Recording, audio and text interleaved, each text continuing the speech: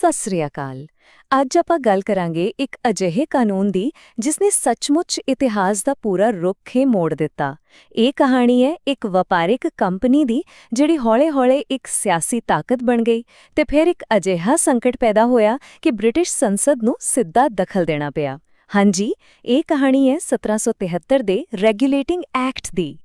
ਜ਼ਰਾ ਸੋਚ ਕੇ ਦੇਖੋ ਇਸ ਬਾਰੇ। ਇੱਕ ਕੰਪਨੀ ਜਿਸ ਦਾ ਮਕਸਦ ਸਿਰਫ ਤੇ ਸਿਰਫ ਮੁਨਾਫਾ ਕਮਾਉਣਾ ਸੀ, ਉਹ ਭਾਰਤ ਦੇ ਇੱਕ ਬਹੁਤ ਵੱਡੇ ਹਿੱਸੇ ਤੇ ਰਾਜ ਕਰਨ ਲੱਗ ਪਏ। ਬਸ ਇਹੀ ਉਹ ਟਕਰਾਅ ਸੀ ਜਿਸ ਨੇ ਇਤਿਹਾਸ ਨੂੰ ਹਮੇਸ਼ਾ ਲਈ ਬਦਲ ਦਿੱਤਾ ਤੇ ਜਿਸ ਦੀ ਕਹਾਣੀ ਆਪਾਂ ਅੱਜ ਸਮਝਾਂਗੇ। ਤਾਂ ਫਿਰ ਸਵਾਲ ਉੱਠਦਾ ਹੈ ਕਿ ਅਜਿਹਾ ਕਾਨੂੰਨ ਲਿਆਉਣ ਦੀ ਲੋੜ ਹੀ ਕਿਉਂ ਪਈ? ਇਸ ਨੂੰ ਸਮਝਣ ਲਈ ਸਾਨੂੰ ਥੋੜਾ ਸਮੇਂ ਵਿੱਚ ਪਿੱਛੇ ਜਾਣਾ ਪਵੇਗਾ ਤੇ ਉਸ ਸੰਕਟ ਨੂੰ ਦੇਖਣਾ ਪਵੇਗਾ ਜਿਹੜਾ ਉਸ ਵੇਲੇ ਭਾਰਤ ਵਿੱਚ ਪੈਦਾ ਹੋ ਰਿਹਾ ਸੀ। ਇਹ ਦੇਖਣਾ ਬੜਾ ਹੈਰਾਨੀ ਵਾਲਾ ਹੈ ਕਿ ਕੰਪਨੀ ਦੀ ਤਾਕਤ ਕਿੰਨੀ ਤੇਜ਼ੀ ਨਾਲ ਵਧੀ। ਦੇਖੋ, ਸਾਰੀ ਕਹਾਣੀ ਸ਼ੁਰੂ ਹੁੰਦੀ ਹੈ 1757 ਤੋਂ, ਪਲਾਸੀ ਦੀ ਲੜਾਈ ਨਾਲ। ਇਸ ਜਿੱਤ ਨੇ ਕੰਪਨੀ ਨੂੰ ਇੱਥੇ ਪੈਰ ਜਮਾਉਣ ਦਾ ਮੌਕਾ ਦੇ ਦਿੱਤਾ।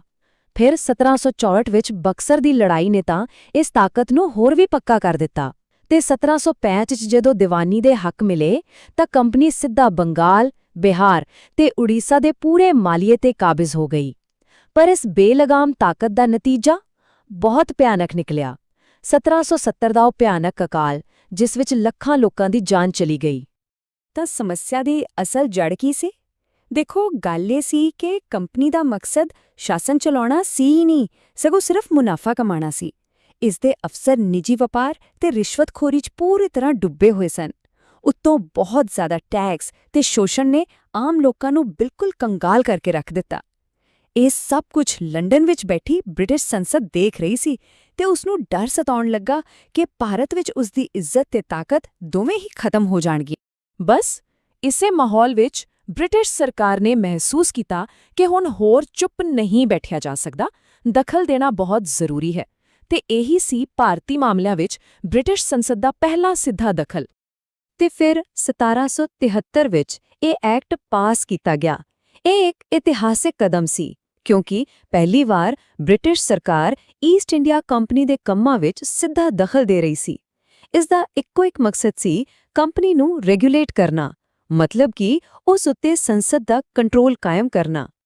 ਤਾਂ ਇਸ ਨਵੇਂ ਕਾਨੂੰਨ ਨੇ ਆਖਿਰ ਬਦਲਿਆ ਕੀ? ਸ਼ਕਤੀ ਦਾ ਪੂਰਾ ਢਾਂਚਾ ਕਿਵੇਂ ਬਦਲਿਆ ਗਿਆ? ਆਓ ਇਸ ਦੇ ਮੁੱਖ ਪ੍ਰਬੰਧਾਂ ਤੇ ਇੱਕ ਨਜ਼ਰ ਮਾਰੀਏ।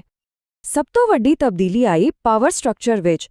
ਬੰਗਾਲ ਦੇ ਗਵਰਨਰ ਦਾ ਅਹੁਦਾ ਬਦਲ ਕੇ ਗਵਰਨਰ ਜਨਰਲ ਆਫ ਬੰਗਾਲ ਕਰ ਦਿੱਤਾ ਗਿਆ ਤੇ ਇਸ ਅਹੁਦੇ ਤੇ ਬੈਠਣ ਵਾਲੇ ਪਹਿਲੇ ਸ਼ਖਸ ਸਨ ਵਾਰਨ ਹੇਸਟਿੰਗਸ। ਇਹ ਸਿਰਫ ਨਾਮ ਦੀ ਤਬਦੀਲੀ ਨਹੀਂ ਸੀ, ਇਹ ਅਸਲ ਵਿੱਚ ਤਾਕਤ ਨੂੰ ਇੱਕ ਜਗ੍ਹਾ ਤੇ ਇਕੱਠਾ ਕਰਨ ਦੀ ਕੋਸ਼ਿਸ਼ ਸੀ। ਤਾਂ ਫਿਰ ਨਵਾਂ ਸਿਸਟਮ ਬਣਾਇਆ ਕਿਵੇਂ ਗਿਆ? ਦੇਖੋ, ਸਭ ਤੋਂ ਉੱਤੇ ਬਿਠਾ ਦਿੱਤਾ ਗਿਆ ਗਵਰਨਰ ਜਨਰਲ ਜਿਸ ਦਾ ਹੈੱਡਕੁਆਰਟਰ ਬੰਗਾਲ ਵਿੱਚ ਸੀ। ਹੁਣ ਉਸ ਦੀ ਮਦਦ ਲਈ ਇੱਕ 4 ਮੈਂਬਰੀ ਕਾਰਜਕਾਰੀ ਕੌਂਸਲ ਬਣਾਈ ਗਈ ਤੇ ਜਿਹੜੀਆਂ ਬੰਬਈ ਤੇ ਮਦਰਾਸ ਦੀਆਂ ਪ੍ਰੈਜ਼ੀਡੈਂਸੀਆਂ ਸੀ ਉਹਨਾਂ ਨੂੰ ਵੀ ਬੰਗਾਲ ਦੇ ਅਧੀਨ ਕਰ ਦਿੱਤਾ। ਪਰ ਇੱਥੇ ਇੱਕ ਬਹੁਤ ਵੱਡਾ ਪੇਚ ਸੀ। ਗਵਰਨਰ ਜਨਰਲ ਕੋਈ ਵੀ ਫੈਸਲਾ ਇਕੱਲਾ ਨਹੀਂ ਲੈ ਸਕਦਾ ਸੀ, ਉਸ ਨੂੰ ਕੌਂਸਲ ਦੀ ਸਹਿਮਤੀ ਲੈਣੀ ਹੀ ਪੈਣੀ ਸੀ। ਹੋਰ ਕੀ ਹੋਇਆ?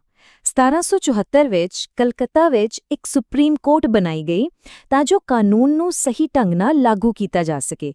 ਕੰਪਨੀ ਦੇ ਡਾਇਰੈਕਟਰਾਂ ਲਈ ਇਹ ਲਾਜ਼ਮੀ ਕਰ ਦਿੱਤਾ ਗਿਆ ਕਿ ਉਹ ਬ੍ਰਿਟਿਸ਼ ਸਰਕਾਰ ਨੂੰ ਹਰ ਸਾਲ ਰਿਪੋਰਟਾਂ ਸੌਂਪਣ।